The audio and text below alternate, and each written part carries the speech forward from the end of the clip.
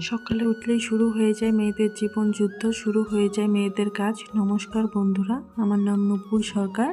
আজকের থেকে আমি নতুন ব্লগ স্টার্ট করলাম। আমার দ্বারা কোনো ভুল ত্রুটি হলে আমাকে ক্ষমা করে দেবেন আর একটু কমেন্টে জানিয়ে দেবেন। তো আমি সকালে উঠে বিছানা করে নিলাম। তারপরে মা ওইদিকে ডাকছিল, তো তারপরে আমি চা করতে গেলাম। চা করলাম চারজনের, আমি, আমার স্বামী, আমার চা, আমার শাশুড়ি মা। তো একটু চা করে একটু আড্ডা দিয়ে চাটা খেয়ে তারপরে ঘরে আসলাম। ঘরে এসে ঘর ঝাড়ু দিয়ে ঘর গুছিয়ে নিচ্ছিলাম।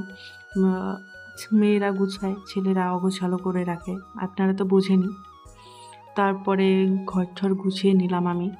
তারপর মা আমাকে ডাকলো, চল ফুল তুলে নিয়ে আসে, অনেক ফুল ফুটেছে। পরে মার সাথে আমি ফুল তুলতে গেলাম।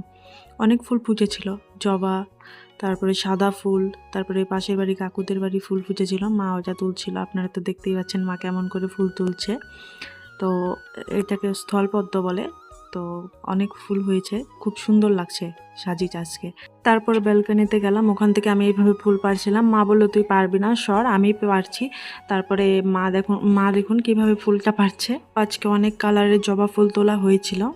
তারপর আরোহী জেদ করছিল, মেয়ে পেঁপে খাবো। তারপরে আমি ওকে পেঁপে কেটে দিলাম, সবাই খেয়ে নিলাম বাড়ির। পেঁপেটা খুব মিষ্টি ছিল। তখনই কাকু দুধ দিতে চলে আসলো, পরে মা দুধটা রেখে দিল।